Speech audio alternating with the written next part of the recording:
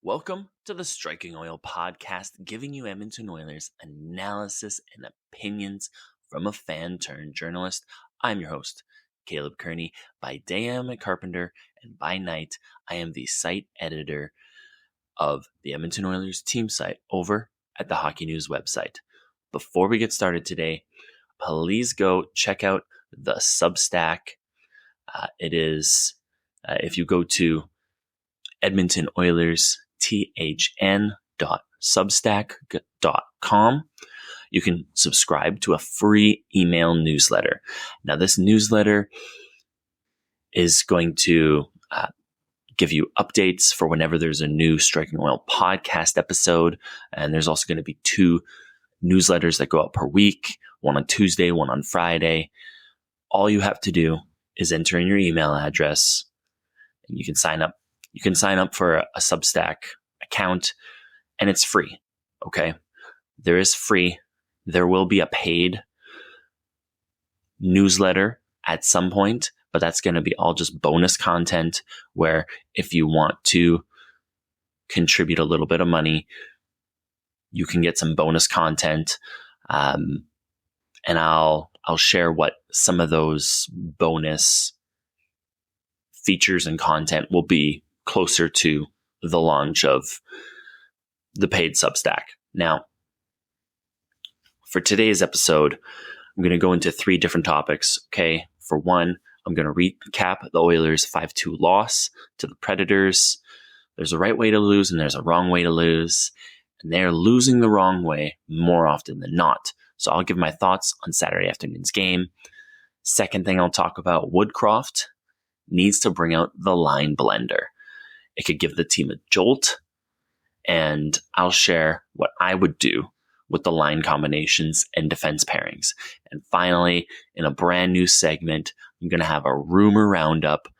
Do the Oilers need a new coach, a new goalie? Can they add a forward? These are all going to be things that I will discuss. These are all things that I've been hearing from my sources from being around the team. So stick around for that last segment. Now, to kick off my thoughts on yesterday's loss, I'm recording this Sunday morning. So I'm also recording this before they have practice. They have practice at 11 a.m. this morning. So we'll get a sense on if Woodcroft does bring out the line blender just to give everybody a jolt to the system. Now, as I said, there's a right way to lose and a wrong way to lose. When they played the Dallas Stars, that's the right way to lose. They showed pushback. They pressured them. They played in the offensive zone a lot more in the third period. They showed jump. They showed spark. Now, through the first 2 periods, the Oilers did have more offensive zone time than the Predators. But again, as has been the story for the Oilers this year, some costly errors cost them timely goals, and that has cost them games. Now, in this specific loss, they didn't really help out Campbell very much. There was some soft box outs. Nurse on the first Ryan O'Reilly goal didn't really cover him in the best way. Took the body, which is good and all, but he didn't score with his body. So that's the one thing that could have been better on that play. Of course, we can, go through the entire game with a fine-tooth comb and say this player should have done this differently. This player should have done that differently. That's always going to be the case when they lose. Even when they win, that's always going to be the case. So going to try to not be nitpicky here, but just, point out a couple things that should get cleaned up, might be an area of concern. And the next time that they play this team, which, I guess that's both games out of the way, so I don't think they're going to play them anymore this year, but something to keep in mind when they play certain teams that share similar characteristics to the Predators. Now, they had 6 blocked shots the entire game. you're not doing your goaltender any favors if you're only blocking 6 shots and you let 35 through or 34. It's not helpful. So it just looked like they weren't protecting their goalie as much as they could. And I know that there's been games where they've blocked a lot more shots. Nashville blocked 16 shots. Oilers blocked 6. Okay. Not a great sign. Predators dominated the face-off circle in yesterday's game. Okay. Saturday afternoon's game. They won 66% of the face-offs. That is like mind-blowing. All right. Of course, that was led by Ryan O'Reilly, who is a face-off wizard. He's always been one of the top face-off centermen in the NHL for the last 5 years. I mean, him up there with Bergeron. They've been 2 of the top 5 for 6, 7, 8 years. So this isn't a new revelation. This isn't a new revelation that Ryan O'Reilly is fantastic at faceoffs. I'm not saying anything new to anybody, but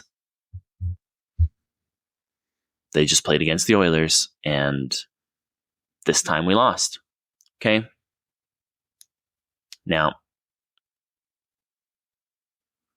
for my money, Ryan Nugent-Hopkins was the best Oilers player in Saturday's game. He was excellent on the penalty kill. He had a great shift where very aggressive on their power play, drove play into the offensive zone while on the penalty kill, was getting chances on Kevin Lankinen, drew a penalty, and that was all in one penalty kill shift in the second period. And he was just all over the ice. I thought he had an excellent game. There's been a couple games where he hasn't been fairly noticeable, but he definitely stood out to me last night. He played 21 minutes. He had 4 shots, 27.8% in the face-off circle. And that's the Ryan O'Reilly thing. It's sometimes you're just not going to win a lot of face-offs. Like usually it's a closer split than, 66 and 33. But last night it just wasn't. So it's what it is. And the Oilers' next game is on Monday. Just looking at my calendar, Monday against Vancouver, in Vancouver. Okay. So a chance for redemption. They played their third game against the Canucks. They lost the first 2. We'll see if they can win their third. The Canucks are rolling. But, when you break the season up into 10 game stretches, their first 10 games is done. Okay. It's behind them. Let's move on. Let's get a fresh start for these next 10 games. Okay. And I believe that the practice today is going to set the tempo, set the standard, the bar for what's going to happen in the next couple weeks.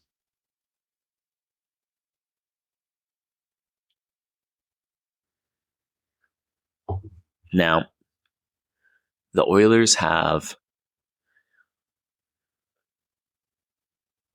12 more games in the month of November. They have 8 until American Thanksgiving. Okay. Is my math right here?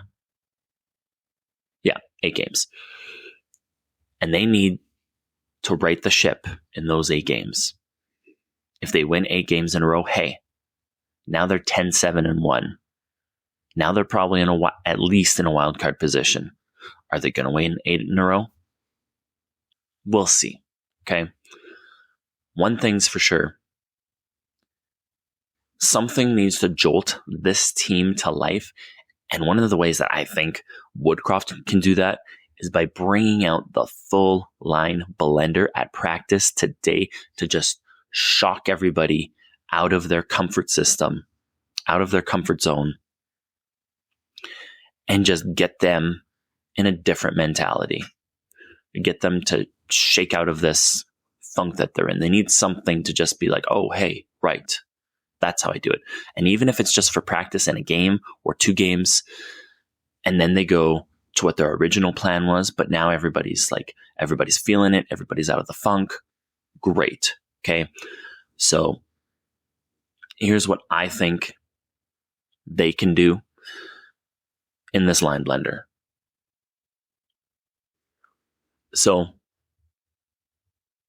I'd play Holloway and Lavoie in the top 6.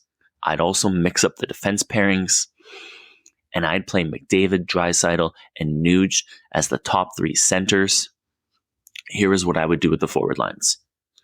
I'd go Kane, McDavid, Holloway, Hyman, Draisaitl, Lavoie, Gagne, Nuge, Fogle, Derek Ryan, Ryan McLeod as your 2 extras. Okay? Just to get everybody in a different state of mind. Holloway and Lavoie in the top 6. You have the kids up here. Let's play them. Okay? They sent Broberg down.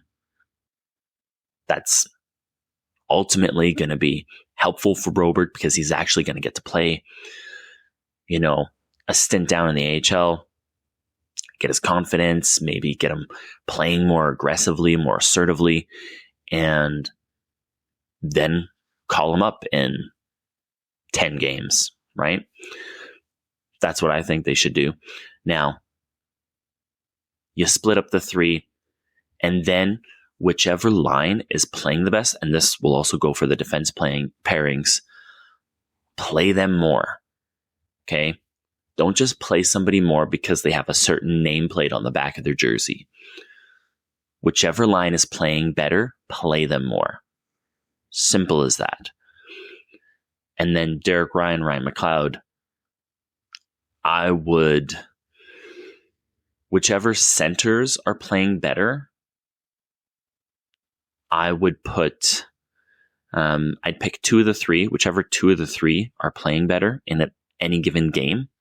I'd rotate them with Ryan and McLeod as a line. Okay? Just to make sure you don't overwork one player and to just give a different look, different feel. Okay? Defense pairings. Okay? This is where things get a little spicy here. I'd go Ekholm, Ceci, Kulak, Bouchard, Nurse, Desharnais. Okay? And here's what I would do. For Nurse and Desharnais, I would put them out for a lot of offensive zone starts, minimal defensive zone starts, and try to limit the changes on the rush coming back to the Oilers. So maybe try to focus in on them when they need to make a line change or when they need to come on.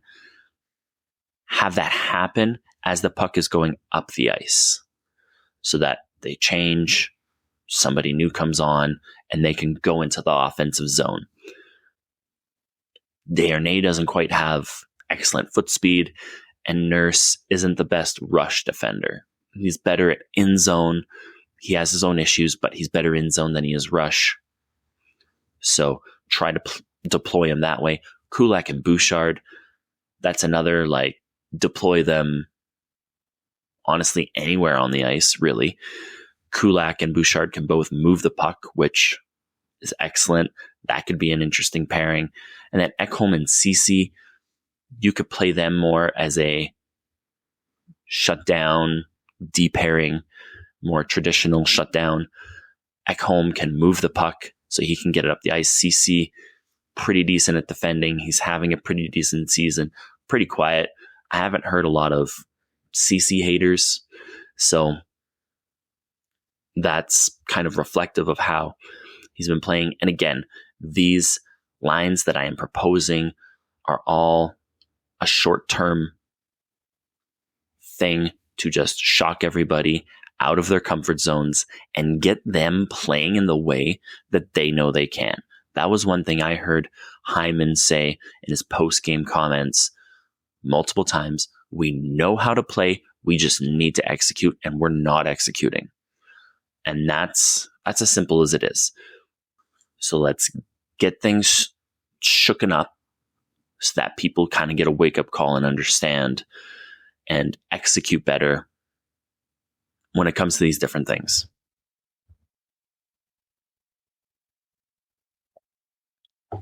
Now for the fun, brand new segment, the Rumor Roundup. Okay, talking about some rumors here. So there's 3 rumors that I've heard kind of over the past week, and I'm just going to go through all 3. Okay, I'm not going to give you a preview of what they are. I'm just going to head into them. First one, head coach. My sense is that Jay Woodcroft's job is not in jeopardy at this moment in time. The season would need to be completely out of reach for the Oilers brass to consider firing the head coach. Now, that doesn't mean that there won't be a change behind the bench in any regard. Okay, he has assistant coaches and associate coaches and a goalie coach and video coaches. So let's look at everything. What needs to improve? There's a lot of people that I'm seeing who are saying, fire the goalie coach. Now, I'm not saying that, but he's the only coach who's been employed by the Oilers for like 9 years. Everybody else is a lot fresher than that. Okay. Like 6 years, kind of at the most. Glenn Gulletson and Woodcroft have been with the organization for a long time. And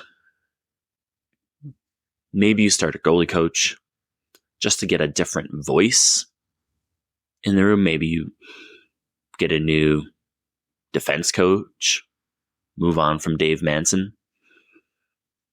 There's lots of options, okay? And now the issues with this team appear to be on the players' end of things. And what I mean by that is there doesn't seem to be a disconnect between the coach's message and the players. But there does seem to be a disconnect amongst the players, between the players. Okay? Now that's obviously going to happen because there are 2 frames of mind when it comes to losing and trying to break out of that losing funk. And a lot of what I'm hearing is either some players are very like, this needs to be rectified immediately, this isn't okay. And then there's the other end of the spectrum where it's like, we have lots of time, we need to be calm and just level-headed and just work through it. We'll get through this. We're a good team. We know we're a good team. We just got to get through it. And then there's the other, and then like I said, there's the other people that are like this needs to be done yesterday. So if there's any disconnect, it might be the sort of the players that fall into those 2 categories, if you will. And the players who are saying we need to fix this now, they might be showing more frustration, and that might be rubbing some people the wrong way. I don't know. But there is something happening there. So that's also going to happen when you've only won 2 games out of a 10-game stretch. Okay. It's just par for the course. Now, second rumor, goalie trade. Okay. I've heard that Ken Holland is working the phones looking for a goalie. I heard this just over a week ago. I don't have any other information other than that. I heard this a couple days before the Heritage Classic. I didn't do anything with it right away because we were going into the Heritage Classic. I was focusing on my coverage. We won that game, so it didn't feel like a timely thing to kind of share. I don't have any other information other than that. I don't have any teams. I don't know who he's considering moving out. If I had to guess, and this is pure speculation, this is not founded in anything. If I were to guess who the Oilers move out, Campbell seems like a top choice. Rashog on Saturday mentioned that the Oilers, are looking potentially at a trade to clear up some cap space. That could be Campbell. He's making $5 million. That would give them a lot of flexibility, in terms of their lineup decisions, and not being able to make certain lineup decisions because of your salary cap is a huge issue that needs to be rectified. They know that they've been close to the cap. They were aware that the cap was where it's at. Now they have to deal with it. And as far as bringing in a new goalie is concerned, I haven't heard any names, haven't heard about any teams. I don't know that anything is beyond the point of just inquiring at this point. But given the losses, there's a good chance that talks are heating up.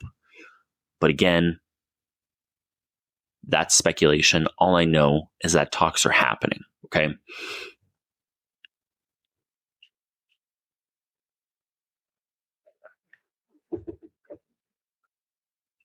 The third and final rumor.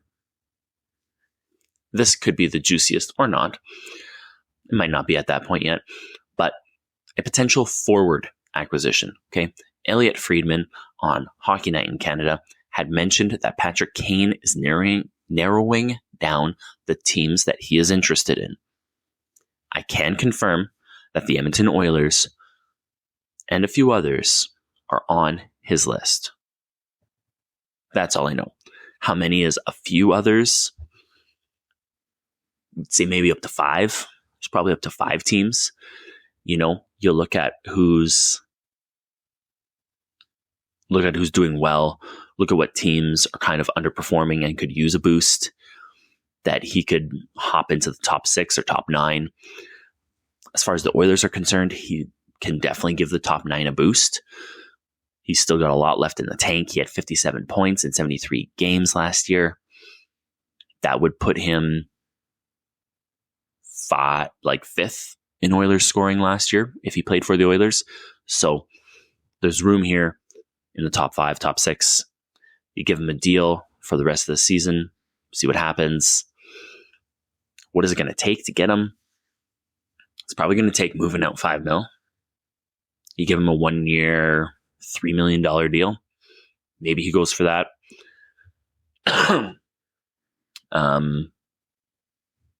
Maybe he doesn't. We'd see. Friedman said that, he's still a few weeks away from playing NHL games, but there you go. He's at least interested in playing with the Oilers. Given that Connor McDavid and Leon Draisaitl are here, not surprising. There is the Duncan Keith connection, which could heavily favor the Oilers in this situation, and maybe that lowers the contract ask from Kane's side of things. And that's everything for today. If you enjoyed this episode, please leave us a 5-star review, and please let us know on Spotify what you think of this episode. Any feedback is greatly appreciated, as it helps me make the podcast better and get you the type of content you want to hear and see. You can follow me on Twitter at @CKearneyWriter. You can follow the podcast on Twitter at StrikingOilPod. Go to thehockeynews.com/NHL/Edmonton-Oilers to read all the latest articles from me. You can subscribe to the podcast on whatever platform you prefer, and subscribe to the Edmonton Oilers, the Hockey News Substack, Edmonton Oilers THN.substack.com. It's free to join. You can like the video on YouTube and subscribe to the channel. Leave a comment as well telling me what you thought of the episode, what you thought of what I discussed. Is Patrick Kane a good fit for the Oilers? Do they need a new coach somewhere? What goalie would you like to see them get? The links for everything mentioned above will be in the show notes. Thank you for joining me today. And don't forget, it's not a game day unless the Oilers play. I'll see you next time.